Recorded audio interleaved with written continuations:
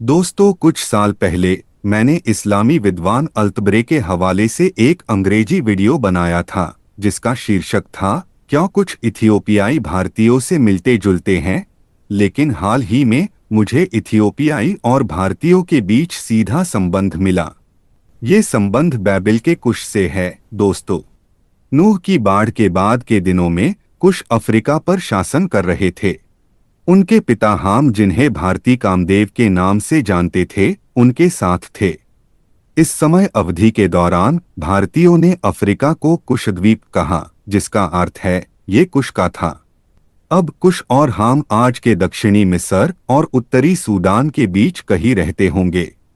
मैं ऐसा इसलिए कह रहा हूँ क्योंकि वह न्यूबिया की भूमि थे और कुश को भी न्यूबिया कहा जाता था। मिस्र तब तक स्थापित नहीं हुआ था।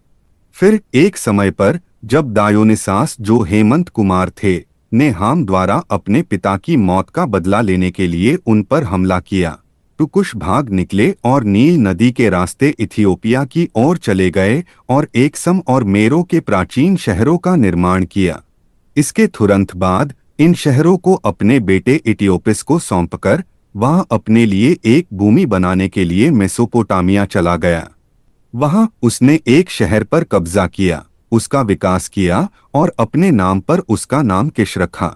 हमारे पास इस जगह के पुरातात्विक अभिलेख है।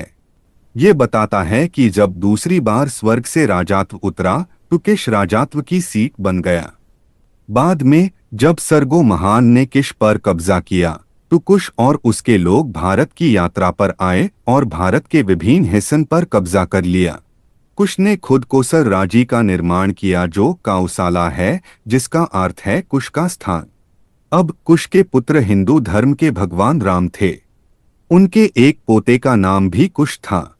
फिर भी हिंदू धर्म उनके अफ्रीकी मूल के कारण उनके नाम को छिपाता है। भारतीय बाबिल के कुश को केवल दशारथ के रूप में जानते हैं, जिसका अर्थ है 10 रथों का मालिक। वैसे हिंदू पौराणिक कथाओं में कुश का एक और नाम भी था। वह है कश्यप, जिसका अर्थ है पिता कुश। उनका नाम कैस्पिया सागर और कश्मीर घाटी के साथ उन जगहों पर की गए इंजीनियरिंग कारनामों के लिए जुदा है। अब मैंने कृष्णा के बारे में बचपन की जो कहानियां सुनी है, उसके बावजूद मेरा मानना है कि वह उन लोगों में से एक थे जिन्होंने कुश के साथ यात्रा की थे। इसलिए उन्होंने खुद को उस शहर से जोड़ते हुए किशन कहा जहां से वे आए थे। उन्होंने भारत में अपने शहर को द्वारका कहा। क्या आप जानते हैं कि उरुक का पवित्र शहर, जिसे बाबिल में एरिक कहा गया है, जो किश के पास स्थित था, उसे वारका भी कहा जाता था। और फिर विश्वामित्र एक और व्यक्ति थे जिन्होंने कुश के साथ यात्रा की थे। वह व्यक्ति था जिसने भारत में राजा भारत और हरिश्चंद्र के रूप में जाने वाले बाबिल के शेम के परिवार और साम्राज्य को व्यवस्थित रूप से नष्ट कर दिया था। जिस समय अवधि में ये सभी चीजें हुईं, वो लगभग 2950 ईसा पूर्व थे। उस समय भारत में सेमिटिक और जाफेतिक मूल के मिश्रित श्वेत लोग रहते थे।